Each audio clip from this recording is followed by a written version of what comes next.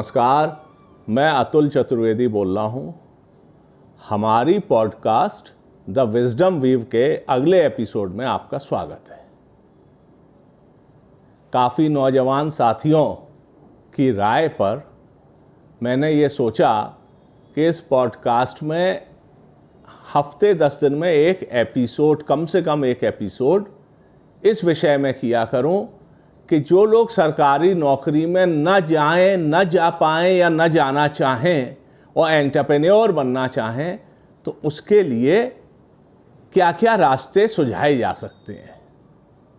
अपने खुद के अनुभव का लाभ उठाकर और अपने मिलने जुलने वालों से भी राय मशवरा करके ये एपिसोड मैं शुरू कर रहा हूँ।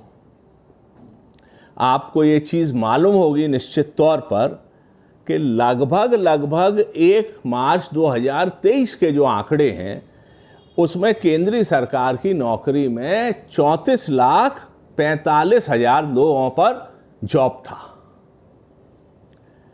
हमारे पूरे देश में 17% जो लोग नौकरी करते हैं, जो वर्क फोर्स है, वो सरकारी नौकरी में है और 15% पब्लिक सेक्टर से जुड़े हुए हैं या उससे एम्प्लॉयमेंट पाते हैं। यानी जो लोग जॉब कर रहे हैं, जिन पर नौकरी है, उनका 33% के करीब सरकारी नौकरियों में है। और समस्या यहीं पर है जिसकी चर्चा आगे इस एपिसोड में और आगे के एपिसोड्स में की जाएगी। जुलाई 2022 में लोकसभा में एक प्रश्न के उत्तर में सरकार ने बताया कि 2014-15 से लेके और 2021-22 तक लगभग 22 करोड़ लोगों ने सरकारी नौकरी के लिए आवेदन किया था और केवल 7,22,000 लोगों को कंसीडर किया गया या नौकरी मिल सकी। इस चीज़ की भयावहता का जो अंदाज है, सरकारी नौकरी की उपलब्धता में जो क्राइसिस है और सब उसके पीछे दौड़ रहे हैं, वो भी एक बहुत बड़ी क्राइसिस है, वो इन आंकड़ों से हम लोग अंदाज लगा सकते हैं। एक दूसरी बात जो बहुत महत्वपूर्ण है, वो महत्वपूर्ण ये है कि अगर इसको हम परसेंटेज में बदलेंगे तो जो 7 लाख लोगों को नौकरी मिल पाई है वो 0.33% आता है टोटल जिन्होंने जॉब अप्लाई किया था। वित्तीय वर्ष 2022 में पूरे भारतवर्ष में लगभग 52 करोड़ लोगों को किसी ना किसी किस्म का रोजगार मिला हुआ था। वो प्राइवेट हो सकता है, वो खुद रोजगार में लगे हो सकते हैं, वो सरकारी नौकरी वाले भी हो सकते हैं। हिंदुस्तान में जो नौजवानों में बेरोजगार की दर है वो 2022 में 23.22% थी। लगभग 33 मिलियन या 3 करोड़ 30 लाख युवा जो एलिजिबल है रोजगार पाने के लिए, वो बेरोजगार है। और ये किस देश की बात हो रही है? ये उस देश की बात हो रही है जहां यंग वर्किंग फोर्स जो है वो दुनिया में सबसे ज़्यादा है, उसकी संख्या सबसे ज़्यादा है। हमारे पास नौजवान आबादी सबसे ज़्यादा है। तो ये जो 15 से 29 साल के लोग हैं, ये लगभग हमारे यहाँ 333.3 मिलियन है। यानी आप समझ लीजिए कि 33 करोड़ और वो 28% के करीब हो जाता है। अब सवाल ये है कि ये तो बात हो गई आंकड़ों की। अब आंकड़ों के बाद बात ये है कि किया क्या जाए। एक बात तो ये मैं कई बार कहता रहा हूं कि जो बड़े बड़े कंपनीज हैं उनको हमारे यहाँ के विश्वविद्यालयों के साथ, और जो हमारे यहाँ के नामचीन विश्वविद्यालय हैं उन्हें बड़ी बड़ी कंपनियों के साथ कुछ ऐसा अंडरस्टैंडिंग करनी चाहिए कि बच्चों में एंटरप्रेन्योरशिप की ट्रेनिंग हो और वो ट्रेनिंग होने के बाद उनको बच्चों को वहाँ प्राइवेट सेक्टर में जॉब मिले, वो तो अलग है, वो बच्चे खुद एंटरप्रेन्योर बन पाएं। भारत सरकार और प्रदेश सरकारों की अनेकों योजनाएं हैं जो युवाओं के लिए रोजगार प्रदान करने को वित्तीय सहायता भी मुहैया कराती हैं। लेकिन प्रश्न ये उठता है कि अगर आप काम करना चाहते हैं तो क्या, कैसे और क्यों?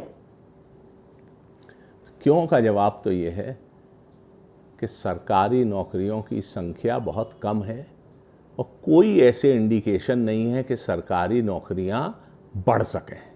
मैं इलाहाबाद विश्वविद्यालय में पढ़ा हूँ, यंग लोगों से मेरा आज भी इंटरेक्शन रहता है और मुझे दिखता है कि पहले के मुकाबले स्थिति खराब ही हो रही है, कुछ बेहतर नहीं हुई है। बच्चे आते हैं urban background, semi urban background, rural background, इस सबसे बच्चे आते हैं और वो 20 साल की उम्र के करीब में आए और सरकारी नौकरी में उम्र की सीमा बढ़ती जाती है। वो कोशिश करते जाते हैं और जब तक समझ में आता है वो मिड 30s में पहुंच चुके होते हैं और उस समय बड़ा मुश्किल हो जाता है कि अब अगर सरकारी नौकरी नहीं मिली, क्योंकि वहाँ संभावना तो एक्चुअली बहुत कम है, तो हम क्या करेंगे। इसलिए मेरा मानना ये है कि इस जागरूकता का होना बहुत ज़रूरी है कि आप खुद जॉब सीकर से जॉब क्रिएटर बनिए। मैं आगे के एपिसोड्स में आपको बताऊंगा कि आपको कैसे ये काम शुरू करना है।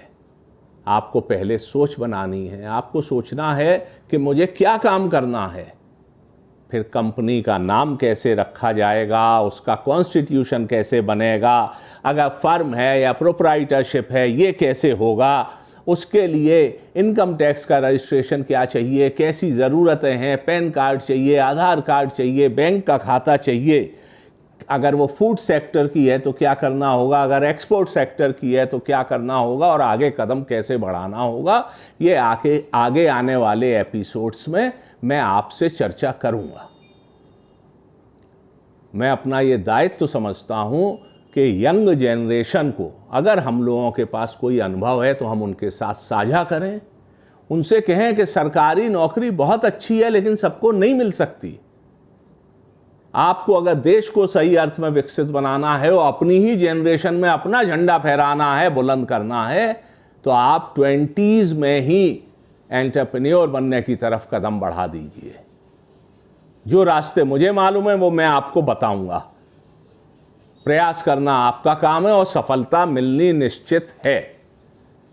अगर आपकी रुचि एंटरप्रेन्योर बनने में है तो इस सीरीज का द विजडम वीव एपिसोड के अंतर्गत, इस पॉडकास्ट के अंतर्गत ये एक अलग सीरीज है।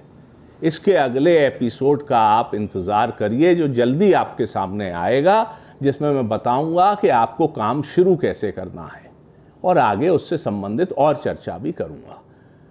अगर आपने ये एपिसोड देखा और आपको ठीक लगा तो इसको कृपया फॉलो करिए, इस चैनल को लाइक करिए, सब्सक्राइब करिए और शेयर करिए। अपने कमेंट दीजिए, आपके प्रश्न हैं वो दीजिए, जिनका उत्तर देना मेरे लिए संभव होगा मैं आपको उत्तर भी दूंगा। उम्मीद करता हूं कि ये विचार और ये एपिसोड आपको पसंद आया होगा। अगले एपिसोड में फिर मिलेंगे, तब तक के लिए मुझको आज्ञा दीजिए। धन्यवाद, नमस्कार।